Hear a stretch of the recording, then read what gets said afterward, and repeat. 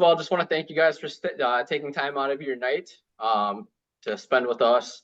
Just go over a little bit here about United Parenting Coalition as the presenter for this evening. And I think one thing we can all take in agreement on right now is that parenting could really use a level up right now, and that's what United Parenting Coalition is all about, is empowering parents.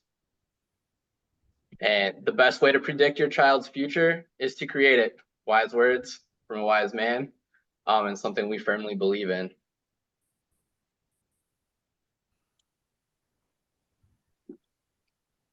So from the beginning of parenting, we've had our struggles. I mean, work-life balance, dealing with different education, discipline, peer pressure. I mean, a lot of different things that from the beginning have been an issue for how do parents handle these items. And then as time goes on, we get more things. We get technology items, the screen time, social media, and then just things that society is bringing into it, and gender and identity, mental health situations. And for me, I know gender and identity is a big one for me. I was there when both my daughters were born, and they are both definitely females. I don't really understand the gender identity thing. You are what God made us. So with all of these different things come a lot of responsibility, and they're all coming at us from different angles. Things are changing rapidly. And so where are we getting the information we need as parents to help us fully handle all these situations and make sure that we are making the right decisions for our family, with unbiased information, not information, who's funding this, where is the money coming from, what's their agenda? And there's just so many different things between social media, between, talking to other parents, schools. I mean, just all this information comes from different angles in different places. And over the years, especially recently, a lot of the most trusted resources we've had as parents have really come into question. And it's made a lot of parents get to a point where your heads are just spinning and you want to throw in the towel because you're like, okay, I thought I was supposed to trust XYZ, and now I feel like I can't trust XYZ.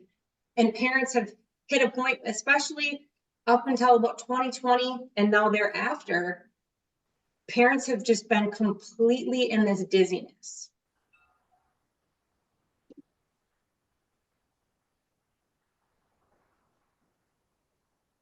And that's where the United Parenting Coalition comes in. The purpose of the United Parenting Coalition is to level up parents with knowledge and resources and the tools they need to confidently lead their families and advocate for their beliefs.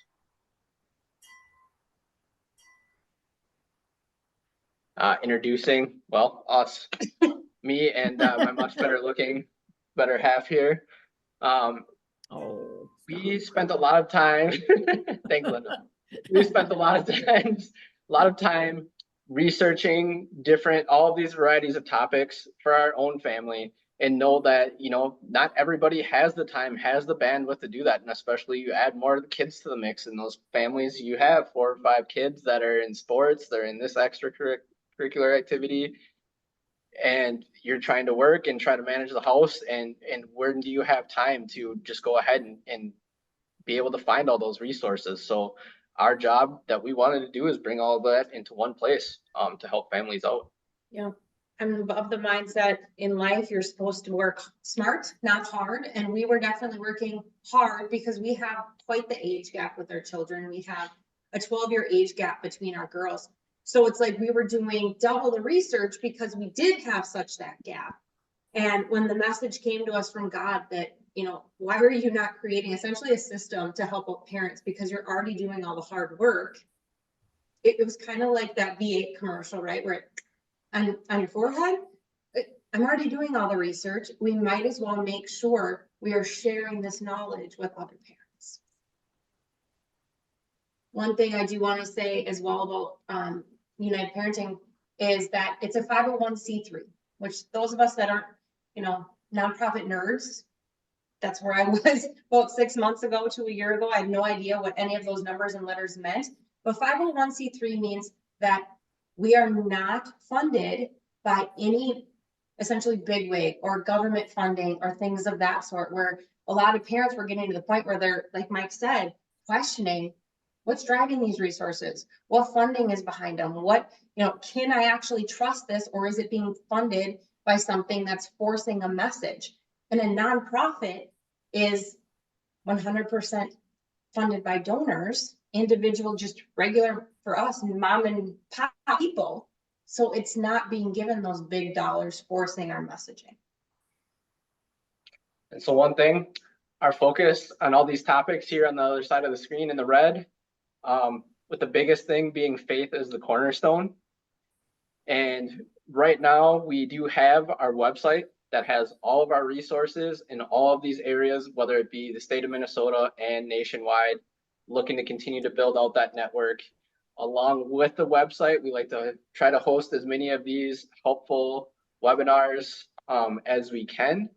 And right now we're looking at rolling out our first convention to get all of these resources into one area so that you can meet with them belly to belly here at the beginning of October of this year. So stay tuned for more information for that on the website, and probably be sending out some emails, I would imagine, as well. And so the biggest thing is just to continue to give people that community that they can reach out to that are like-minded.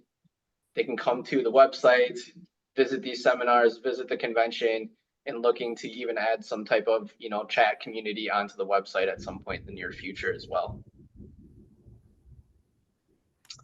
And excellent verse here, start children off on the way they should go, and even when they are old, they will not turn from it.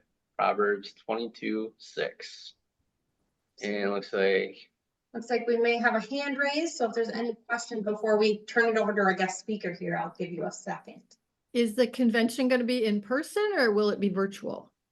It will be in person. We do have, do we?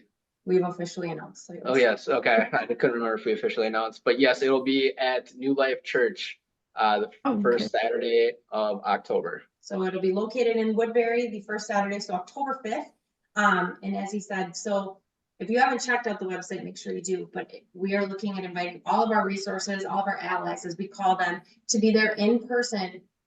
People within the education field, people within the financial fields, the legal support fields, all those different areas that are resources that can help us with our families right now. So you can walk up, you can grab whatever materials they have, just kind of like an expo. But for parents, sometimes that belly to belly contact, meeting people face to face, getting to feel like, are they really trustworthy? Is just that next level that we need as parents to feel like, okay, these are people, these are resources that I can trust with my family. So that'll be October 5th. Thanks.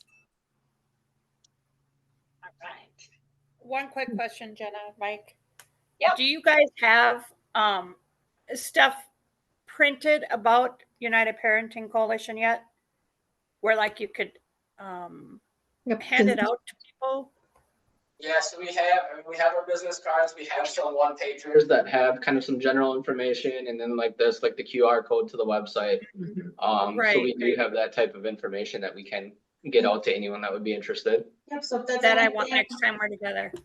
Yep. So if that's something anyone is ever interested in, please reach out. We can definitely get that over to you. Otherwise, the website is a great place to turn people to. And keeping that in mind as well, that with the convention coming. Or if there's ever a resource that you're like, why does United Parenting Coalition not turn parents to this outlet?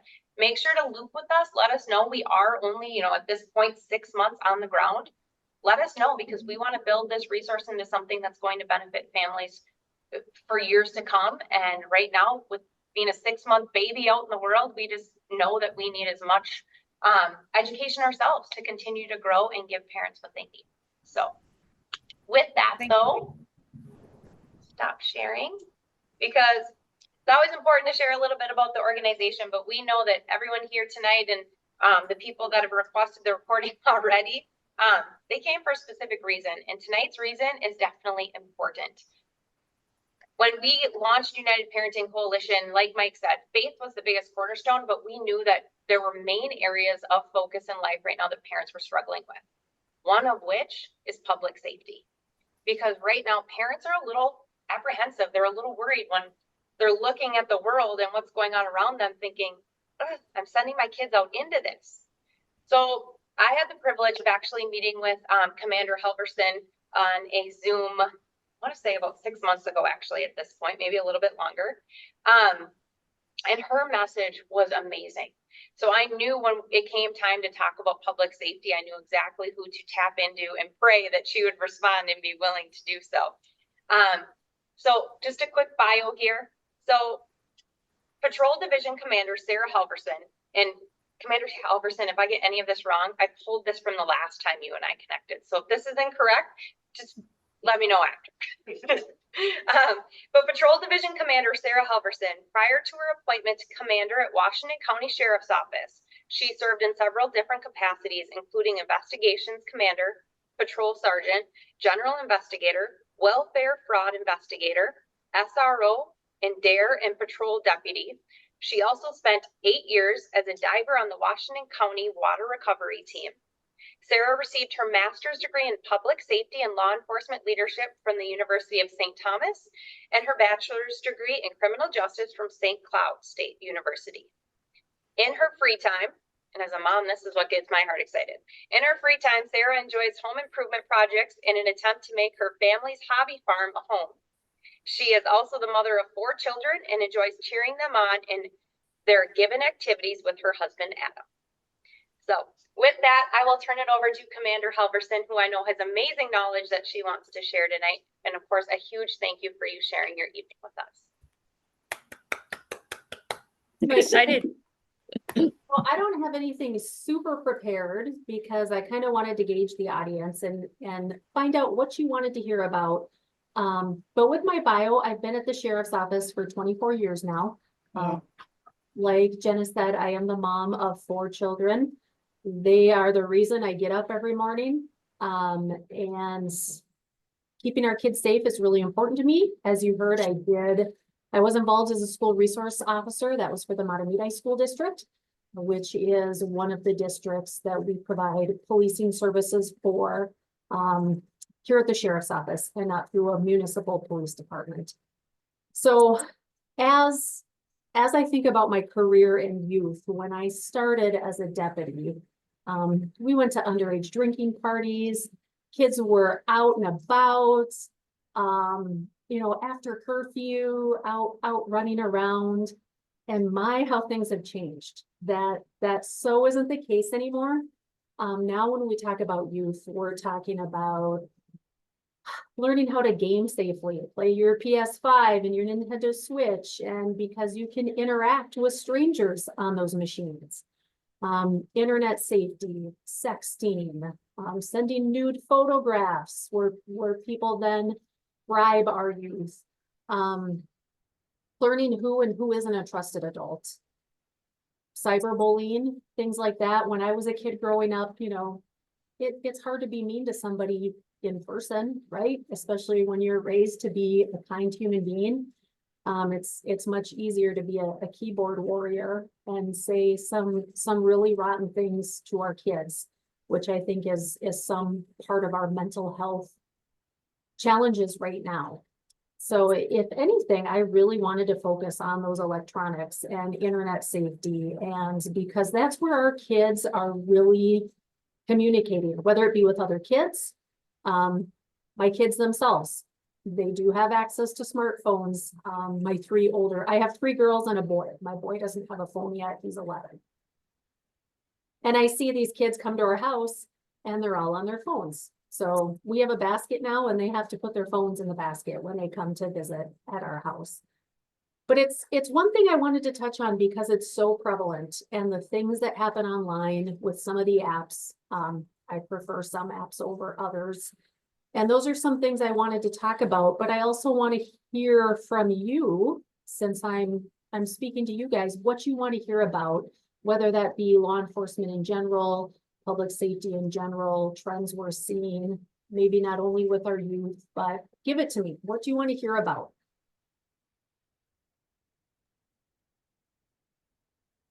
Crickets. Boy, you guys. I have a couple things that I just, if you want to touch on it, if you have any notes or anything. One, fentanyl, just because I know how it can blend into almost anything. And back in the day, I mean, parents as a whole, right? A lot of parents back in the day, they used to explore a little bit. And now we have to tell our kids, don't ever even try, don't even ever explore, because the risks are way different now than they used to be. So maybe trends that you're seeing in that world.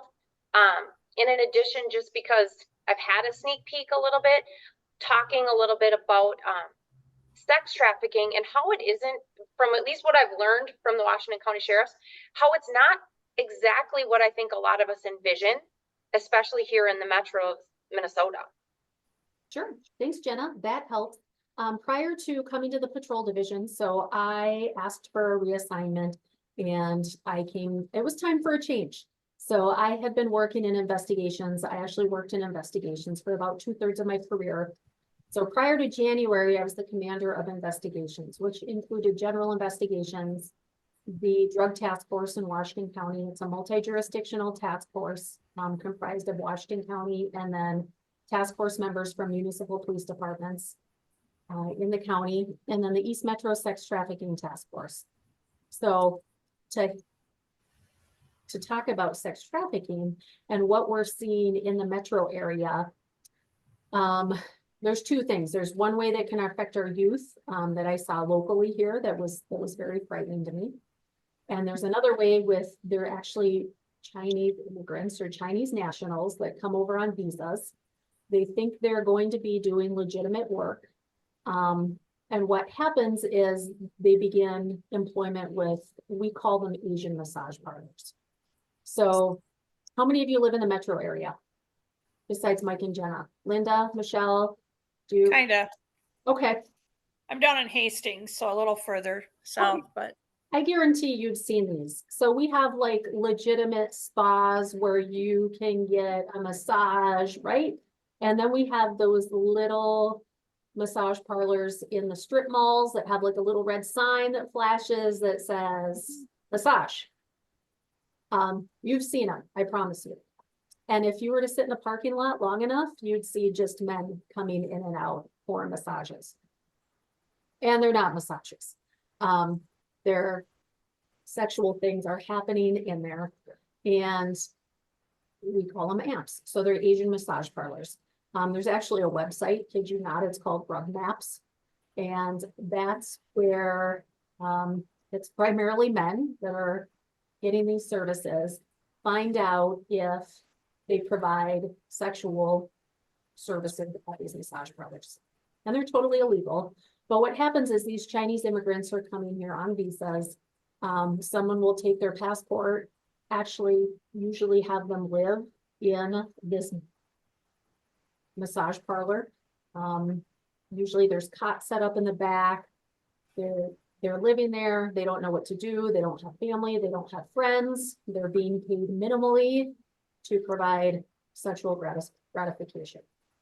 So those are the biggest things we're seeing in Washington County in the forms of sex trafficking.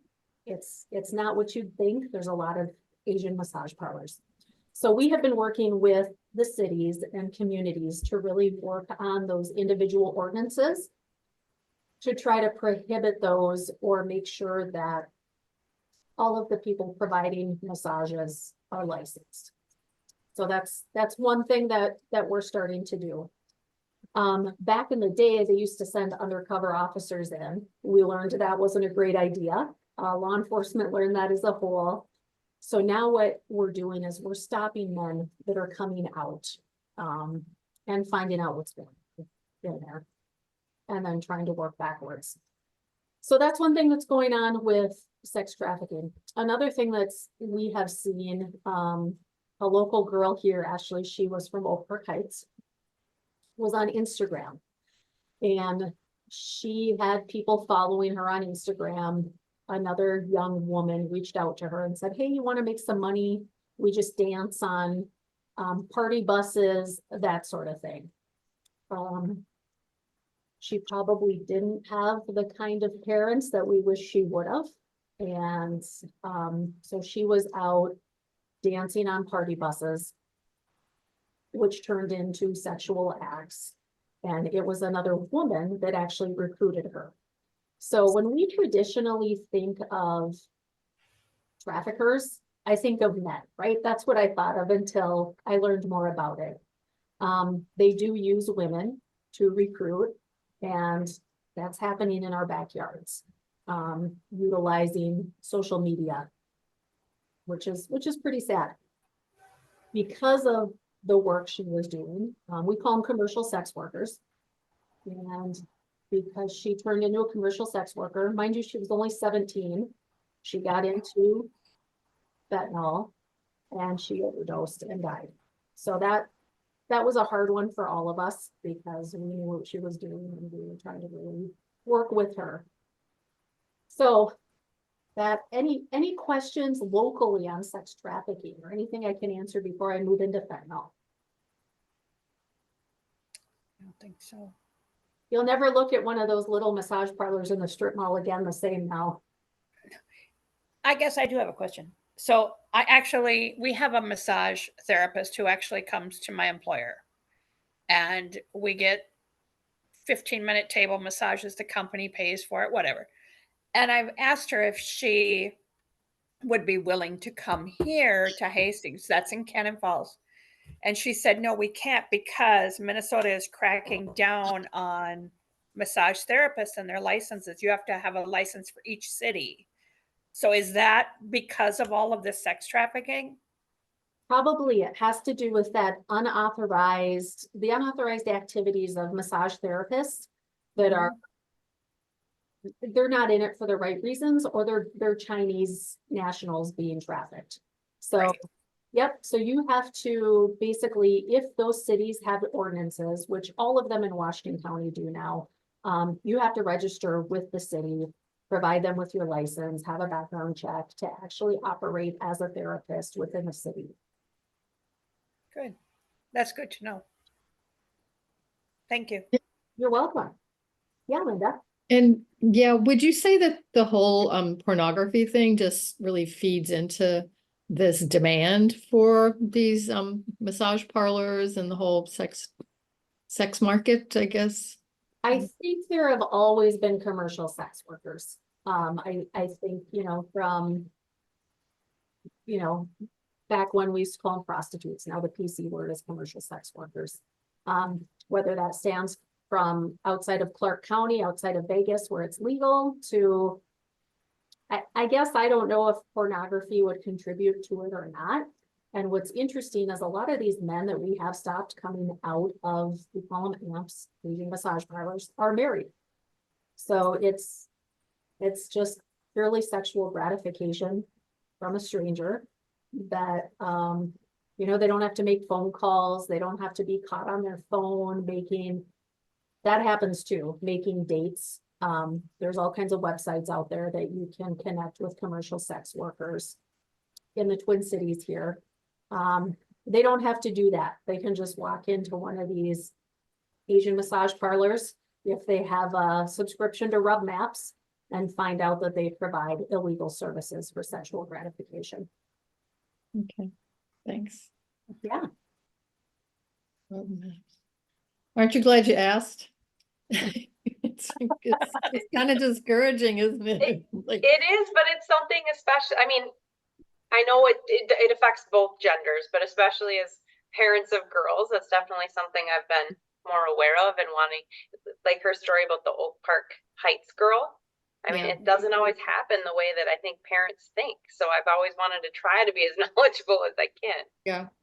Yeah, it doesn't. And especially, we've also taught parents, if you're younger, your teenage girls are going out and all of a sudden you see them coming home with jewelry or nails done or expensive electronics. Often traffickers will groom women to really like the trafficker before they start pimping them out, for lack of better words. So there's a grooming process that goes into grooming young women. These are separate from the Chinese nationals. The Chinese nationals, they seem to get off the plane and they're their passports are intercepted and immediately they're put to work in the Asian massage parlors. Oh. But yeah, the young girls that we've seen trafficked in the county or in the metro area, generally they don't have great homes. There's usually not a father figure in the home. They're looking for psychologically a father figure, someone to help take care of them. We've also seen between like a 13 and 15-year-old age range. So they'll meet these people on social media or on, they call them DMs, direct messages, whether that, or snaps. So whether that's Snapchat or Instagram, they'll correspond, from their bedroom, but they don't have wheels. So the girls that aren't able to, that 13 to 15-year-old age range is really impressionable for some reason, is what we found. Yeah. While you're on that, Commander Halverson, Call me Sarah. Sarah, because they're finding them on social media. Something that even we have battled together about as parents, do we put one of those snazzy new apps on their phones to essentially track that? Not like a i360 or whatever, but like the Bark is one. Custodio in my family. Okay. It's called Custodio. It's similar to Bark. Okay. And I do not monitor their messages. So I want them to have a little bit of privacy, but I do go Right. through the phone on occasion. I have told my kids if they want privacy, they need to learn how to communicate verbally. And you can call people on the phone. If they want to do everything in text and pictures, and mom's gonna see that. So there are a few things. There's Bark, there's Custodio. There's this new, actually it's made by a 3D printer and it's called the Brick. So it's interesting. It's created in Wisconsin and it's called the Brick app. There's actually this little brick that you hold to your phone and it will, it shuts down the phone. So, because a lot of times kids can bypass things. So Custodio, like I have time limits on, Snapchat's not allowed. So if they try to download Snapchat, it won't work. They have time limits on Instagram, like TikTok, but they have time limits on TikTok as well. So those are some things that I've used in my own home because when you think about it, these apps are addictive. I mean, they're created by engineers, social engineers that really figure out how to garner our attention. I mean, I have a hard time managing Facebook. I look at it and then an hour later, I'm and the algorithms know what to try to sell me, right? So all the cookies, when I search in a browser, all of a sudden it shows up in my Facebook feed. It drives me crazy. But yeah. Another thing that we've done sometimes on our kids' phone is we've turned it into grayscale. So it's black and white. That way it's not as shiny and as the colors. If you think about it, it's like a Las Vegas slot machine, right? So it's providing you dings and instant gratification and boosting your self-esteem or killing your self-esteem, depending on which way you look at it. And at times we've, as an experiment, turned it grayscale. And you can do that within an iPhone. I don't know about Androids, but they're not as interested in looking at their phone when it's in black and white. Very interesting. Like black and white TV versus color TV, right?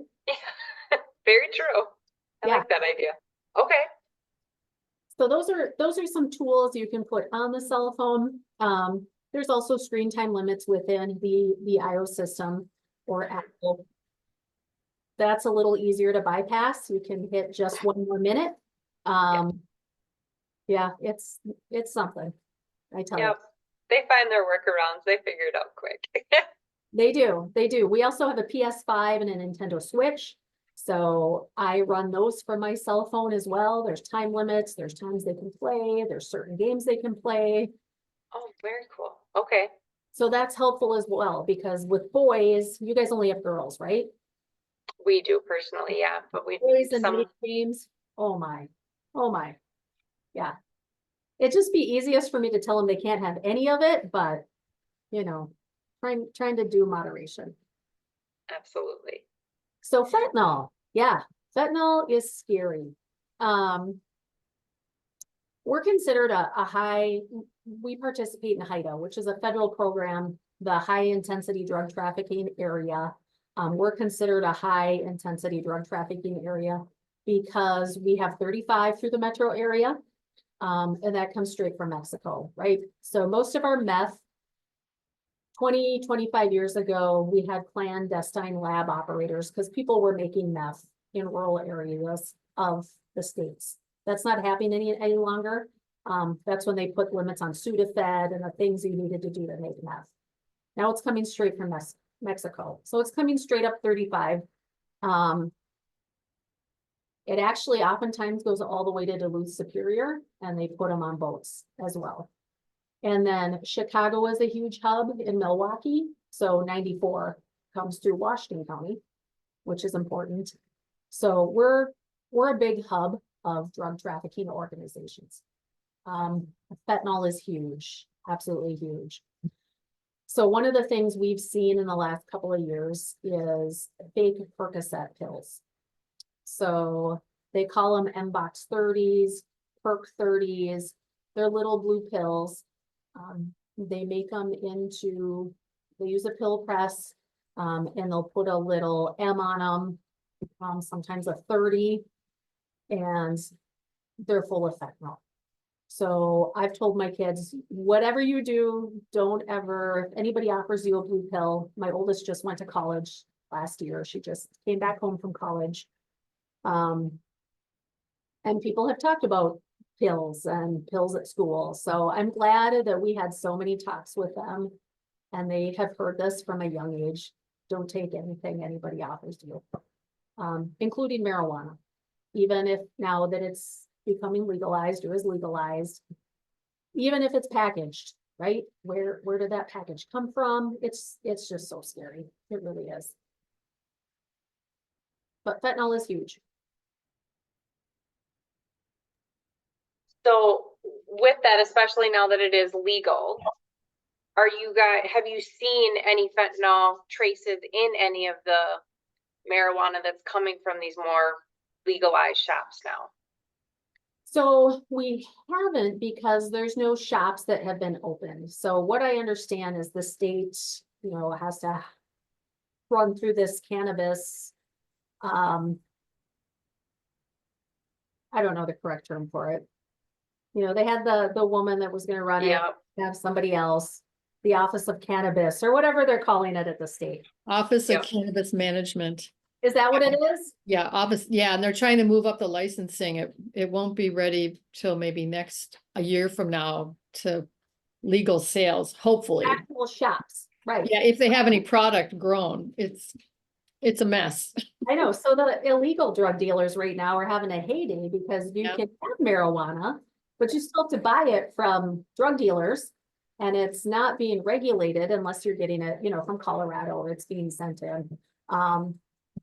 So we're still seeing the same thing, but our actions have been limited. So essentially what we're teaching the cops is treat traffic stops where you smell marijuana like an open bottle. So it's almost the same as the open bottle law. You can't have open bottles of booze in your car.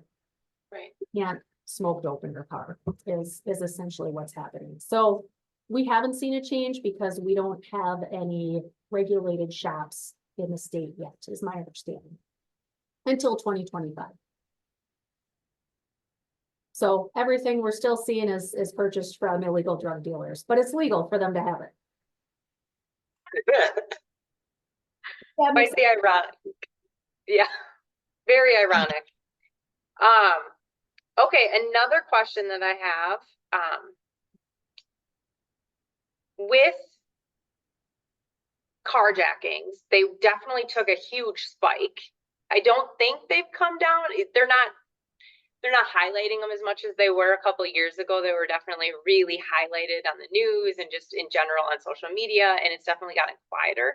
But how have you seen that trend? And are there any tips that you have? Because this is something that's been happening in the metro areas and in the suburbs, and it's impacting everyday people. What have you learned about all of that?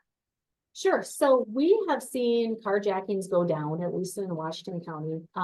Pretty 2020 and 2021. Not so many carjackings, but definitely car thefts. Vehicle running, car thefts, the Kias, were huge. You know, they've changed the production on Kias now, so hopefully that will help.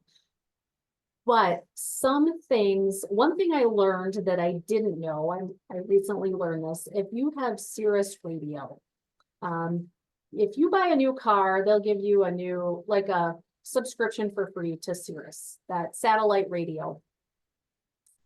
Even if it isn't activated and your vehicle is stolen or carjacked, they can activate it with your permission. So then law enforcement can track your car. So if you have a new enough vehicle that has that satellite technology embedded within it to have that Sirius satellite radio, they can activate it with your permission to help track that car. Another thing we're seeing a lot of is Apple AirTags. So the use of Apple AirTags, whether that be on your dog and your dog gets out and loose, whether you put one in your purse, whether you embed one in your vehicle, Apple AirTags have really helped as well. So those are just a few things we have seen. Top places in a vehicle to embed those, because since they do often strip the vehicle, what would you suggest? I would put it somewhere like up under a seat. Okay. So when you feel under your seat, you'll feel like springs and some odd things. If you want to take, something to note is AirTags, their batteries only last about a year. And then they need to be replaced to the entire tag. But use like a zip tie and maybe tie it up into the springs of underneath the seat. Very good thought. Okay. Yeah, but as far as that, you know, if you have kids in the car, just say, I need to take my children, and then go ahead, take my car. A lot of times they don't even know there's kids in the car when vehicles have been carjacked with kids in them. So as odd as it sounds, even though you will be terrified if you have children in your car, tell them you have children in your car and let me get my children. And they want your car, they don't want your kids. Right. And let them take the car because it's only a car. Exactly. That sounds, but it's true though. I mean, God gifted us kids. He didn't gift us the car. How about any tips for, and again, kind of that same echo that it seems like numbers have dropped a little bit, at least from what we're seeing on the public side. But home invasions or break-ins or things of that sort, any tips that you've noticed that have helped in Minnesota? yeah, home invasions, we don't see a lot, at least in Washington County. Burglaries, I'm trying to think, I haven't even heard a lot about burglaries lately. It truly is these electronic scams. So whether that be emails, phishing, your antivirus is out on your computer, you know, you need to reapply for your antivirus. Scams on the phone. We have a lot of elderly that are targeted, grandparent scams. You have a warrant for your arrest. We go to the Walgreens and buy a bunch of Visa gift cards and give us the numbers off of them. That there's a lot happening electronically. They want you to buy Bitcoin, invest in Bitcoin. People don't quite understand how Bitcoin works, and it's very difficult for us to track as well. So the crooks are getting smarter, and it's utilizing more technology, I think, than the old, you know, steal things from your house. And, you know, that's the difficult thing, is they're getting smarter and they're utilizing technology.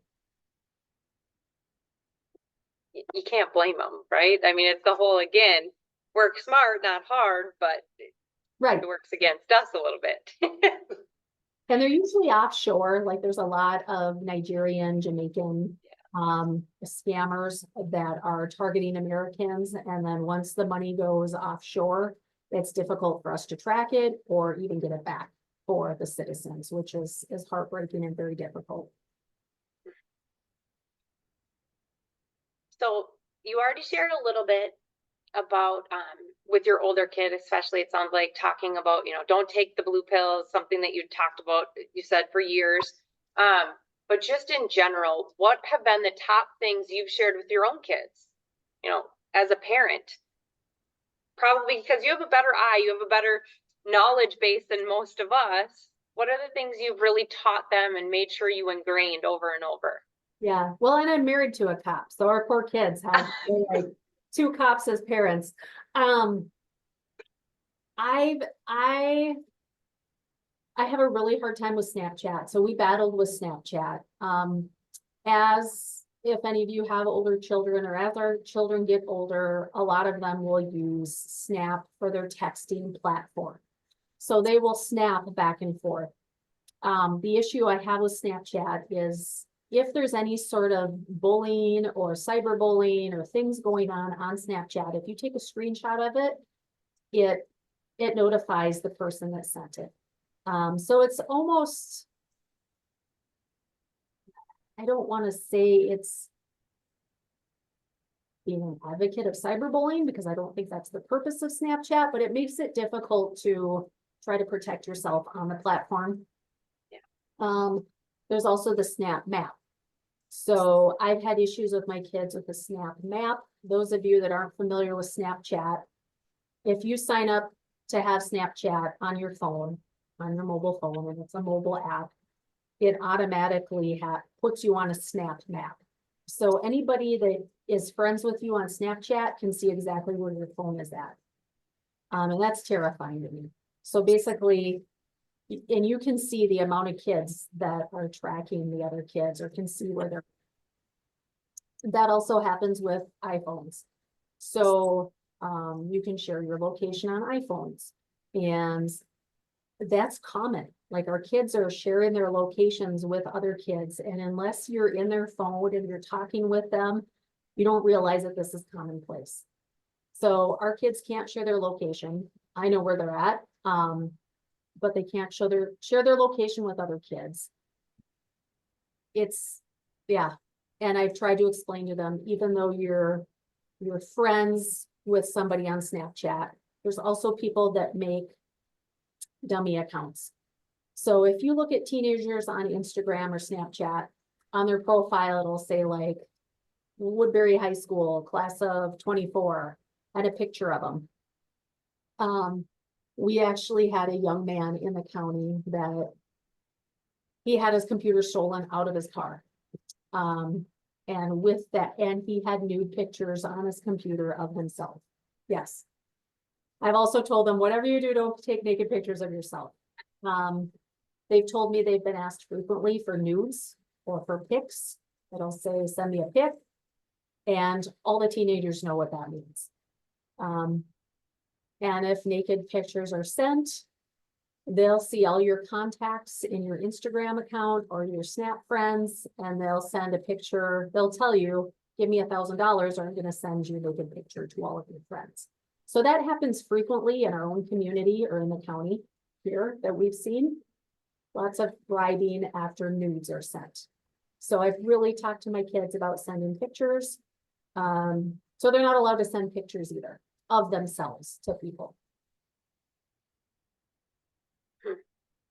I just wanted to say, Jamie had her hand up a few minutes ago. I don't know if you saw it or not. Oh, I'm sorry, Jamie. Took it down. No, I don't know if she's still there. I don't know where you see hands. I must not be seeing things. I didn't see a hand either. Was it our mouse that turned into a hand? Oh, If you put it up on hers. It was my mouth. I'm sorry. Yeah. That's a That stupid mouse. Okay, Oh. never mind. yeah. So, especially young women. Young men too, but yeah, young men, I see more of the gaming aspect, where there's things going on in the gaming chats, but young women, Instagram, I have heard, I don't know if it's true, but uses a partial filter on any pictures that are posted. It's just the amount of likes or the comments you get, or it's, I feel like our young women are really looking for validation through social media and through what they're posting.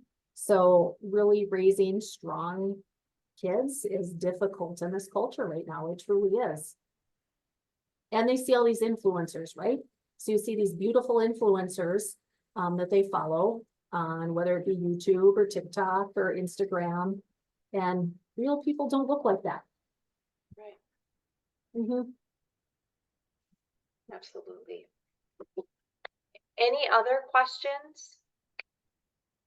And I just have kind of a comment. We were kind of getting involved with the school board, and you know, the proficiency rates have gone down, and we were asking about, do they ban the cell phones in the classroom? And one of our people found out that they do. Some of the schools do have, they're supposed to turn their phones in or not use their phones, but one of the kids said that it's not enforced. So I think it's a no-brainer. I mean, I struggle with this phone all the time. I mean, I have all my notifications turned off. It's so addictive. And it just, I can't, and I've gotten to the point now, I'm older. It's real, I can't concentrate on as many things at once as I thought I could. I mean, I used to be able to do it. Now I really can't. And I don't see how they can learn in school if they're messaging back and forth. You're not going to hear what the teacher says. You're not going to hear what your classmates say. I just wish they would really crack down on it, but I don't know. You probably can't do anything about it. I'm just venting. Yeah, and whether it's in school or out of school, if you think about when we grew up, we read books, right? Or we'd have to sit down and watch an entire movie. We had the ability to focus because our minds were trained to do that. Well, now our kids are scrolling through, they call them shorts. And YouTube or Facebook or Instagram or Snapchat, any place knows that. And they're made with algorithms. So they feed you shorts that they know you're going to like based on your search history. Again, social engineering at its finest. So I just feel it's so difficult for our youth right now because they don't even know what's happening to them because they don't know any different, right? They don't know how to sit down and read a book for enjoyment, unless they're raised to do that. And it's really important. I listen to a podcast called the Read Aloud podcast, and just the importance of reading aloud. So I read aloud to my teenage kids at night, and I'll buy 3 copies of a book and we'll read aloud from this book because I need to teach them to focus and sit for 20 minutes and actually read a book. So that's something we do before bedtime to help train their mind to at least focus for 20 minutes, which is honestly, it's tough for them. I think I heard a recent stat that like the attention span is under 2 minutes now. And yeah, it's because of shorts and reels and videos, and we just want to go, go, go. It is. I mean, just, it's amazing how they've captured our minds, right? Yes, absolutely. I just want to add, so like this whole thing you talked about, the scamming, it's even all over Facebook. There's I bought a pair of boots on Facebook. They were advertised as Clark's. They were so cute. Oh, this is a vintage Clark. The price was so good. I bought them, and guess where they were shipped from? China. See, China. They were not Clark's, and they weren't I mean, the quality was not anywhere near it. I'm kind of embarrassed to admit it, but I did make a complaint to the Attorney General, and they told me there's nothing they could do. The website was disappeared. It was like in November, so it was the end of the year, and I wanted to get some of these around Christmas, you know. And she said, you just have to really be careful because they're putting up these different websites and then they disappear. And there was an email, I did email this company. They said I'd get like $8 back. I've never gotten it, but I just ended up donating them because I couldn't, I mean, they have no support in them, and they were just, anyway. So you just have to, and it's all over Facebook. They got all these cute clothes, but the website names are really odd. Yeah. Had you searched for Clark's anywhere? Were you looking for Clark's shoes? Oh, oh, yeah. Oh, yeah. Yep. Why? DSW. Yep, that's about all I buy. There's actually advertising IDs built into our cell phones. So companies know which stores that you frequent. You need to research it. It's called advertising IDs. You can actually go deep into your phone and turn it off. But the targeted marketing now is it's just amazing. Mhm. That's It's separate, frightening. but yeah. Well, Sarah, kind of a final question here. So I know myself, I'm signed up for some alerts through Washington County, but what are the best ways that you think for parents and just people in general to stay educated, to be in the know so that we are completely blind, obviously not totally immersed like a police officer would be, but so we're not blind citizens? Sure, is horrible, like I feel like I'm being hypocritical here, Facebook. So people, probably 35 or older target on Facebook. So whether it be Washington County, or if you live in a city with a municipal police department, like Hastings, they have their own police department.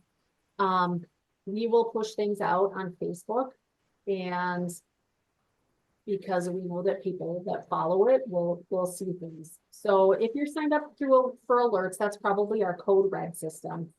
So that would be like if there was a serious threat occurring in the neighborhood and we needed you to stay in your home, things like that.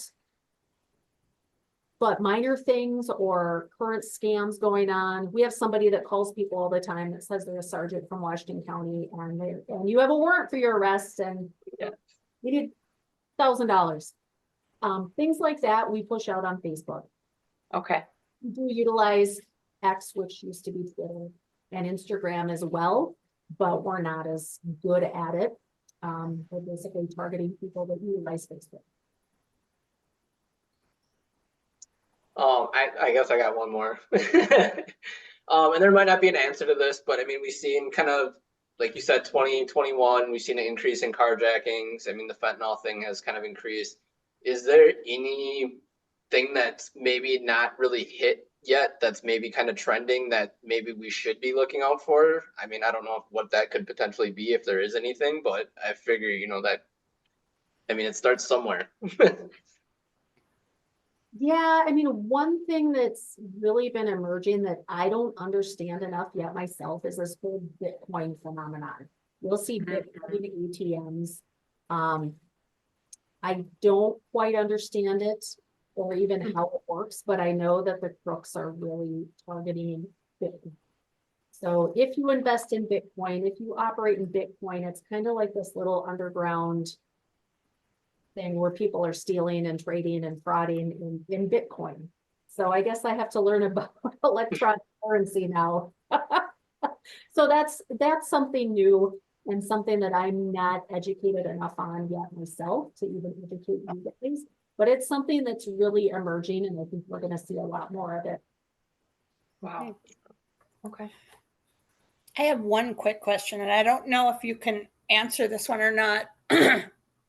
How do we keep our aging parents safer? My mom is elderly, and I'm sorry, but our entire family is terrified of her driving. How do I keep her safe? I mean, we tell her she shouldn't drive. She doesn't drive far, but is there anything that we can do as a family to keep her safer? Yeah, you can request a driver eval through the Department of Public Safety. I do it with caution because once they take her license away, she's not going to get it back. So Right. You and your siblings will know when it's the right time. But you can do that. You can request that she actually goes through the driving portion of it. And someone would tell her, oh, hey, your daughter called.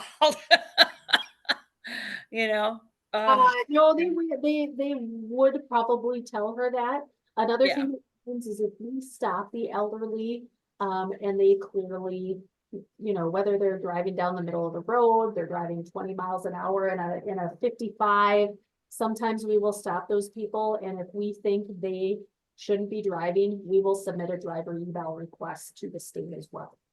So just to switch topics, Yeah, I'm gonna throw a link into the chat. Thank you. This is just some thank you. resources. It's called NetSmarts, and the National Center for Missing and Exploited Children puts a lot of resources out on internet safety, sexting, gaming, Very good. cyberbullying. I'm just really passionate about our youth and electronics because they're so prevalent. And if we can teach them how to be safe on electronics, hopefully teach them to be safe out in the world. So, because it's really infiltrating our world, whether you bank online, we do everything online. So just really teaching them how to be safe online starting at a younger age when they can begin to understand that is important to be. So I just wanted to throw that up there. Thank you. Awesome. And then you kind of touched too, I just real quick thought of this. As far as apps go on kids' phones and like with your own kids, it sounds like Snapchat was kind of the one app that's just No-go. is a no-go. Is there any others that you don't allow? Yeah, I don't allow Discord. It's kind of an underground chat platform. They use their own network. They're not, I have a bias. They're difficult for law enforcement to work with. So it's called Discord, and it's more for gamers. So gamers will meet offline from the gaming system on Discord, and that's where they can send pics, right? That's where they send pics. So I've learned all this through work, which has not great for my kids, but it is what it is. So yeah, Snap is definitely not allowed, just to keep them safe. And my 18-year-old has it now, and my other kids don't like that. So she's an adult now, but she knows our concerns with it. Her Snap Map is off. Mostly it's the Snap Map. So if parents and kids don't really know about the Snap Map, as soon as you download Snapchat, it's automatically enabled. So, and if you're not private, anybody can see where you're at. Yeah. Terrifying. Is there a way to shut that off? You can, yes. So in the settings of Snapchat, you can go ghost mode. That's what it's called. Thank So you. then you can be invisible because you're a ghost. Yeah. Perfect. You just need to go within the settings, and then if you can teach your children to use Snap appropriately, my 18-year-old, I'm like, since you want to use Snapchat, if you start to have issues on Snapchat, you need to get another phone to take a picture of it so people don't know you're taking screenshots. So I've really taught her how to best utilize Snapchat if anything goes on within the platform and she can't take a screenshot without notifying the other person. That's very valid. And that's one of the most frustrating things about Snapchat, I think, or if you have to re-look because your eyes don't move fast, right? They see that you opened it again. Yeah, and snaps in the private Snap portion disappear. So they can have them disappear as well. So I don't love Snapchat at all. So they don't get it until they're adults. We're right there with you. So we're the mean parents also, but okay, well, Sarah, we want to thank you so much for tonight. I don't know how it works. Usually a lot of times I'll open it up at the end if there's like a communication method that you want to share, if there's an email or anything, but I also know you're law enforcement, so it might be a little bit different. Put in here. And you can send it out in whatever aspect you'd like. Perfect. That's my email, and then I'll give you guys my desk number if you like the old-fashioned way. I do check emails, but there you go. Awesome. Well, thank you so much. Thank you so much. Absolutely. Definitely appreciate this. For those of you on here and watching the recording, like Mike said, we're trying to shoot for monthly seminars with United Parenting Coalition. Last month was how to infuse faith into your parenting. This month we wanted to go the public safety route. Next month we're going real fun. It's more the government focus, but We're focusing on your voice, your values, how to craft your family's political compass. So that way you're not having to feel like, okay, I need a D or an R that I follow and believe in, but creating kind of your own platform for what you believe in so that when election time does come, because it's a big year this year, as a lot of us know, when you look at candidates, you can judge them against this political platform that you created for you and your family, what you believe in. So you can kind of check your own boxes and see which candidates truly do match up with what you think is going to be best for you and your family. So that will be next month. But other Thank you, than that, guys. again, a huge thank you to Sarah, and I hope everyone has a blessed evening. Thank you very much. Thank you. Very interesting. Okay. Bye-bye.